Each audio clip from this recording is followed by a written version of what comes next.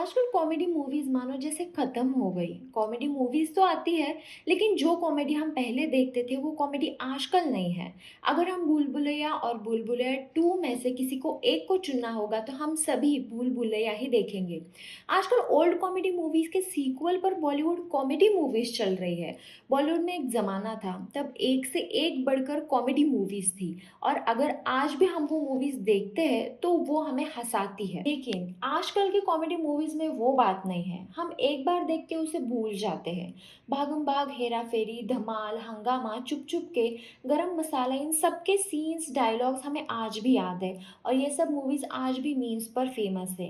लेकिन एक टाइम के बाद ये मूवीज का दौर चला गया और धीरे धीरे बॉलीवुड से कॉमेडी खत्म होती चली गई।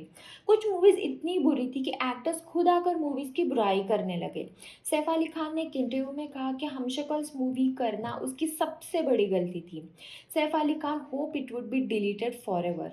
अजय देवगन ने एक इंटरव्यू में कहा कि वो ऑडियंस से एक्सपेक्ट करते थे कि वो रास्कल्स और हिम्मत वाला देखें, लेकिन आज तक उनकी खुद की हिम्मत नहीं हुई कि वो मूवीज देखने के लिए जाए।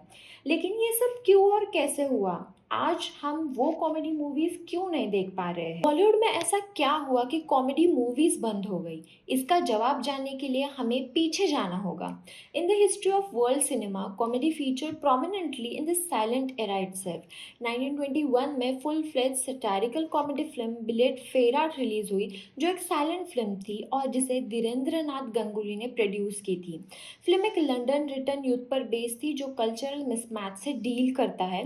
उसे एक जोकिंग मैनर में दिखाया गया था। उस टाइम ये फिल्म बहुत पॉपुलर भी हुई। जब फिल्मों में साउंड इंट्रोड्यूस हुआ तब कॉमेडी भी आई, लेकिन कॉमेडी थोड़े देर से आई। तब फुल फ्लेज कॉमेडी मूवीज नहीं बनती थी। फिल्मों के छोटे छोटे पार्ट में कॉमेडी दिखाई जाती थी। पोस्ट इंडिपेंडेंस एरा में ग्रेट आर्टिस्ट लाइक तुन मुखरी, आसिफ सेन, केतु मुखर्जी ये लाफ्टर के सिंबल्स बन गए। ये मूवीज में फिजिकल एक्ट से कॉमेडी प्ले करते थे, जैसे वायलेंट सीन्स, रफ प्ले और जोक, जैसे एक दूसरे के मुंह पर केक लगाना, missing pan, slapping each other, crumbling house. इस एक्ट को उस टाइम कॉमेडी की तरह पेश किया जाता था। 1971 और 72 में गुड्डी और बावर्ची फिल्म्स आई, जिन्होंने सिचुएशनल कॉमेडी को इंट्रोड्यूस किया। मिडिल क्लास फैमिलीज की स्टोरीज में बीच में कॉमेडी यूज करते थे। उस एरा को ऋषिकेश मुखर्जी और बासु चटर्जी ने लीड किया। उनकी movies day to day life पर बेस्ड थी। 1983 में कुंदन लाल शाह केम विद जाने भी दो यारों मूवी। अब 80s तक कॉमेडी थोड़ी मैच्योर हो चुकी थी। ये मूवी बॉक्स ऑफिस हिट तो नहीं थी, लेकिन slowly it became cult classic. इस फिल्म के बाद ऑडियंस कॉमेडी मूवीज की ओर अट्रैक्टेड होने लगे और ऑडियंस को कॉमेडी मूवीज पसंद आने लगी।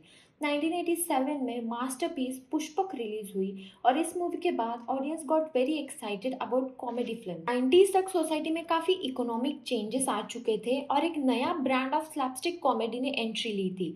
डेविड धवन और गोविंदा ने एंट्री ली और वर्बल कॉमेडी का दौर चालू हुआ। 1993 की आंखें, राजा बाबू, कुली नंबर 1, जुड़वा, ये सभी सुपरहिट्स थी। वर्बल कॉमेडी मतलब punch lines, double meaning, jokes जो कॉन्वर्सेशन में यूज़ किए जाते थे। तब ये कॉमेडी ऑडियंस के लिए नई थी, लेकिन सभी ने खुद को एंटरटेन करने के लिए इन मूवीज़ को सपोर्ट किया। तब कॉमेडी मूवीज़ इतनी फेमस थी कि डायरेक्टर्स रोमांटिक मूवीज़ में भी कॉमेडी यूज़ करने लगे, और रोम कॉम मूवीज़ भी फेमस होती चली गई। तब इश्क, अंदाज़ अपना अपना, डीडीएलजे, हमें राही प्यार के, कुछ कुछ होता है, ये सभी मूवीज़ आई। और तब मूवीज़ बहुत कम बजट में बनाई जाती थी। 2 से 5 करोड़ तक मूवीज़ बनती थी और सभी एकदम रिलेटेबल मूवीज़ थी।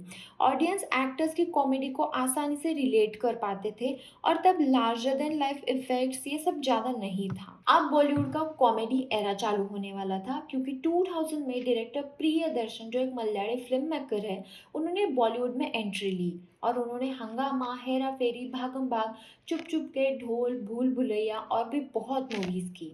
फिर अक्षय कुमार, परेश रावल, सुनील शेट्टी, जॉनी लीवर, अरशद वारसी, ये सभी कॉमेडी एक्टर्स बन गए। प्रियदर्शन की मूवीज़ एक सिंपल प्लॉट पर बेस्ड होती थी और उनकी कॉमेडी मूवीज़ में actors as natural as possible थे।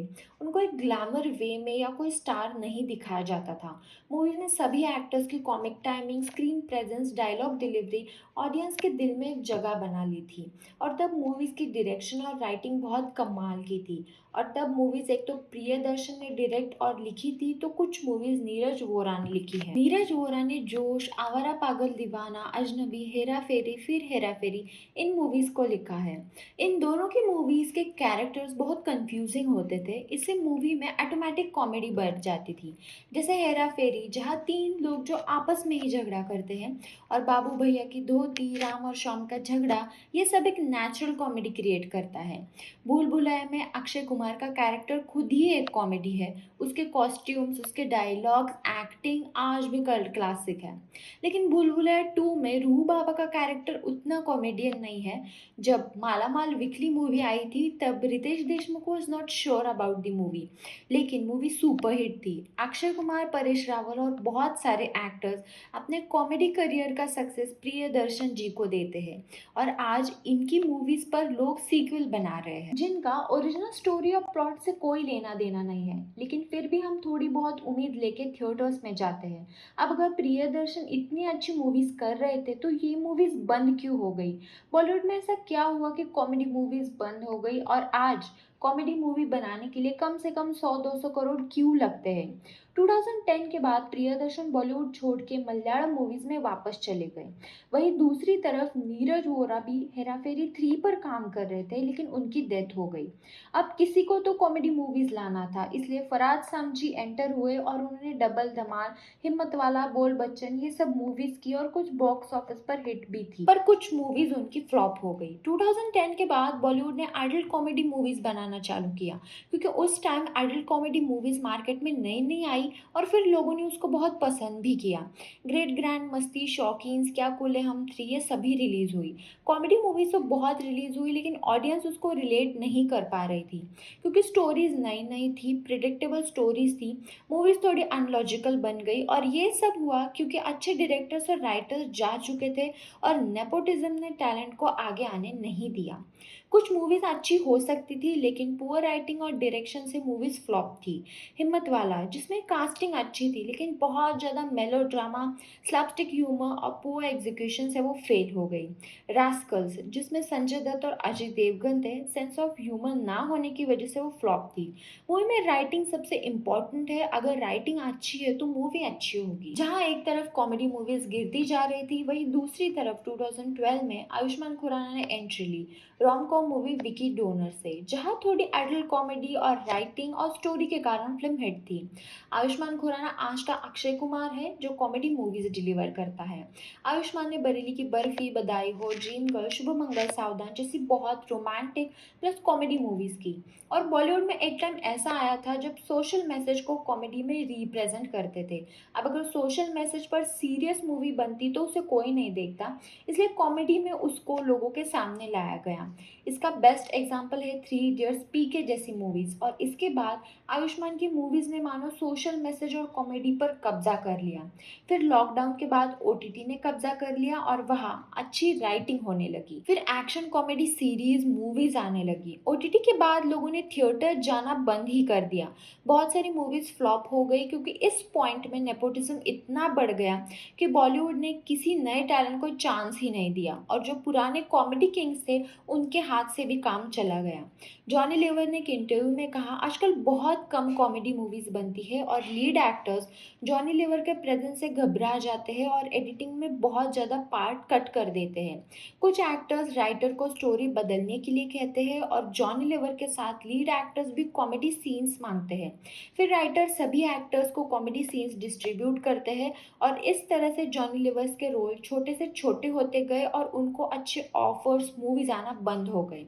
ओटीटी के बाद जब थिएटर्स खाली पड़ने लगे, तब रीमेक, सीक्वल बनने लगे।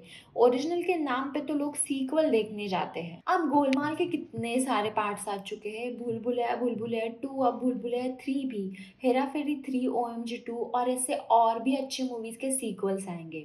एक तरफ सीक्वल मूवीज तो दूसरी तरफ फैन बेस मूवीज। अब राधे, किसी का भाई किसी की जान, ये मूवी सिर्फ सलमान खान के फैंडम पर मूवी चली है। आजकल कॉमेडी मूवीज बनती है लेकिन पुरानी वाली जैसी नहीं बनती। अब तू झूठी मैं मक्कार रोम कॉम मूवी थी, उसमें रणबीर का कैरेक्टर एक रिच बिजनेसमैन का था और उसकी कॉमेडी को लोग ज़्यादा रिलेट नहीं कर पाए। वही दूसरी तरफ जब आयुष्मान खुराना की मूवीज आती है तब वो एक कॉमन मैन के लाइफ पर बेस्ड होती है और मूवी चल जाती है। अब कॉमेडी मूवीज अचानक से गायब कैसे हो गई?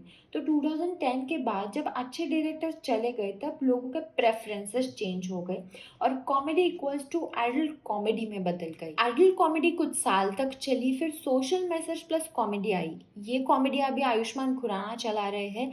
इसके बाद एक्शन प्लस कॉमेडी आई और अभी एक्शन प्लस कॉमेडी चल रही है। और अभी 2024 में लोगों के पास कॉमेडी देखने के लिए वैरायटी है। बॉलीवुड नहीं तो Tollywood, Hollywood, OTT, stand up comedy, comedy shows, reel, shorts, YouTube comedy, लोग कहीं पर भी कॉमेडी देख सकते हैं। तो क्या अब पुराने जैसे कॉमेडी मूवीज कभी नहीं बनेगी? वैसे कॉमेडी मूवीज आज भी बन सकती है अगर एक्टर अपनी फीस कम कर दे तो। अक्षय कुमार की बात करें तो हर एक फिल्म के लिए वो 80 to 100 करोड़ चार्ज करते हैं। अब अगर एक्टर ही 100 करोड़ लेगा तो बाकी लोगों को कितना मिलेगा?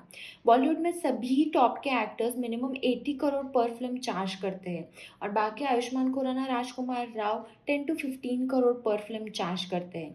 तो अगर कॉमेडी मूवीज बनेगी तो उसका बजट हाई होगा और कैरेक्टर्स लार्जर देन लाइफ होंगे। तो इससे अच्छा हम पुरानी कॉमेडी मूवीज ही देख लें, क्योंकि हंगामा 2 जो प्रियदर्शन ने डायरेक्ट की है और जो 30 करोड़ के बजट में बनी थी, बुरी तरह से फ्लॉप हो गई। क्योंकि ना राइटिंग अच्छी थी ना परफॉर्मेंस, और इतने कम बजट में अच्छे एक्टर्स नहीं आएंगे, ना मूवी की ज़्यादा प्रमोशन की थी। इसलिए अगर शायद किसी ने कॉमेडी फिल्म बना भी ली तो वो पुरानी जैसी नहीं बन पाएगी, क्योंकि अब वो ज़माना नहीं रहा। हमें थोड़े बहुत सीक्वल देख के ही काम चलाना पड़ेगा। वैसे आपको क्या लगता है कॉमेडी मूवीज़ के बारे में? मुझे कमेंट बॉक्स में ज़रूर बताएगा। आपको कौन सी कॉमेडी मूवी पसंद है वो भी मुझे कमेंट बॉक्स में ज़रूर बताएगा।